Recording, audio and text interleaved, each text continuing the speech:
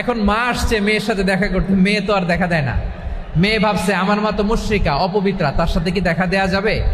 বিশ্বনবীর দরবারে চলে গেলেন। সুবহানাল্লাহ বলেন। কি সৌভাগ্যবান ছিল তারা, মাসলা জানার দরকার হলেই নবীর দরবারে চলে যেত। ঘরে বউয়ের সাথে ঝগড়া হলে নবীর দরবারে চলে যেত। অনেক সাহাবী বলে আমার পেটে ক্ষুধা লাগলো আমি নবীর কাছে চলে যেতাম, কারণ নবীর চেহারার দিকে তাকালেই আমার পেটের ক্ষুধা মিটে যেত।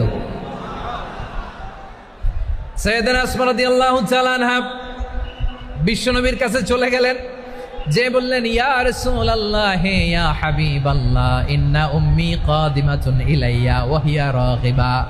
আমার মা মক্কা থেকে অনেক দূর মরুর পথ পাড়ি দিয়ে উপহার সামগ্রী নিয়ে মদিনায় আমার সাথে দেখা করতে এসেছে গো নবী। আমার জানতে বড্ড ইচ্ছে হয় আমি আমার মুশরিকা মাখা করতে পারবো কিনা। আফা আসিলুহা